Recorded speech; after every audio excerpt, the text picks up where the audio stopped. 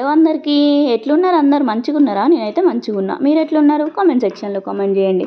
ఏంటా ఇది అనుకుంటున్నారా? పెసరపప్పు చారండి. అది ఎలాగో మీకు చూపిస్తాను. ముందుగా అయితే వీడియోని లైక్ చేయండి, షేర్ చేయండి, కామెంట్ చేయండి. అలాగే ఛానల్ని అయితే తప్పకుండా సబ్స్క్రైబ్ చేసుకోండి. వీడియోని మాత్రం ఎండ్ వరకు అయితే చూడండి. పెసరపప్పు చారు ఎలా కాయాలో మీకైతే ఈ వీడియోలో చూపిస్తున్నాను.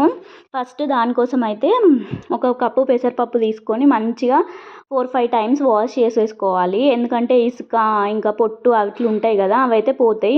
మాదైతే ఇంటి దగ్గర నుంచి వచ్చింది, అందుకనే నేనైతే కొంచెం మంచిగా అయితే వాష్ చేసుకున్నాను. నెక్స్ట్ పచ్చిమిర్చి ఇంకా అలాగే ఆనియన్స్ అయితే కట్ చేసి పెట్టేసుకోవాలి. నేను ఎక్స్ట్రా చిల్లీ పౌడర్ ఏం యాడ్ చేయట్లేదు, అందుకని పచ్చిమిర్చి ఎక్కువ క్వాంటిటీలో తీసుకున్నాను. నెక్స్ట్ ఒక నిమ్మకాయ సైజ్ అంతా చింతపండు తీసుకొని మంచిగా వాష్ చేసుకొని దాన్ని అయితే సోక్ చేసేసుకోవాలి.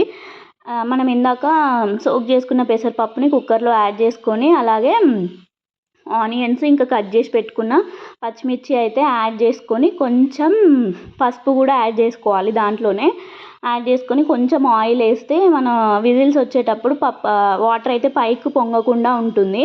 ఇది చేసుకొని మూత పెట్టేసుకొని ఒక 3 విజిల్స్ అయితే రానివ్వాలి. మెత్తగా అయితే ఉడికిపోతుంది, పెసరపప్పు కూడా తొందరనే ఉడుకుతుంది. సో ఇట్లా మంచిగా మెత్తగా అయితే స్మాష్ చేసేసుకోవాలి.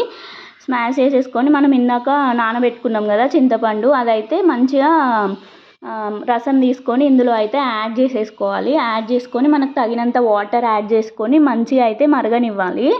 ఎంత మంచిగా మరిగితే అంత బాగుంటుంది చారు, మరగడంలోనే టేస్ట్ ఉంటుంది అన్నమాట. సో హై ఫ్లేమ్లో పెట్టుకొని మంచిగా ఒక 5-6 మినిట్స్ అయితే మరగనివ్వాలి. దాంట్లో కొంచెం మనం కరివేపాకు కూడా యాడ్ చేసుకోవాలి మరిగేటప్పుడు. ఈ చారు ట్రై చేయండి, అసలు ఏం లేకున్నా ఉత్తి చారుతోటే మంచిగా ఉంటుంది. అసలు టేస్ట్ అయితే సూపర్ ఉంటుంది. ఎవరైనా ట్రై చేయకపోతే కంపల్సరీగా ట్రై చేయండి. మీకు టేస్ట్కి సరిపడంత అయితే సాల్ట్ అయితే యాడ్ చేసుకోండి. ఇప్పుడే సైడ్ ఇట్లా చేస్తారా? ఎవరికైనా తెలిస్తే కమెంట్ చేయండి.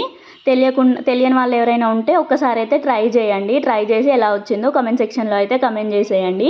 మంచిగా మరిగిన తర్వాత పోస్ అయితే పెట్టేసుకోవాలి. ఆయిల్ వేసుకొని దాంట్లోనే జీలకర్ర, పచ్చిమిర్చి, కరివేపాకు యాడ్ చేసుకొని ఇంకా నార్మల్గా మనం అన్నిట్లోకి ఎలా పోపు పెట్టుకుంటామో అలా పోపు పెట్టేసుకొని దాంట్లోకి యాడ్ చేసుకుంటే సూపర్గా ఉంటుంది. ఉత్తిగా తిన్నా కూడా అసలు మస్తు ఉంటుంది. మీరు ఇంకా దేంతో కాంబినేషన్స్ ఫ్రైలో లేకుంటే అప్పడాలతో తిన్నా కూడా టేస్ట్ అయితే అదిరిపోతుంది. కంపల్సరీ ఒకసారి అయితే ట్రై చేయండి. ఛానల్ని సబ్స్క్రైబ్ చేసుకోండి. Thank you for watching. ఉంటాం అలా, బాయ్.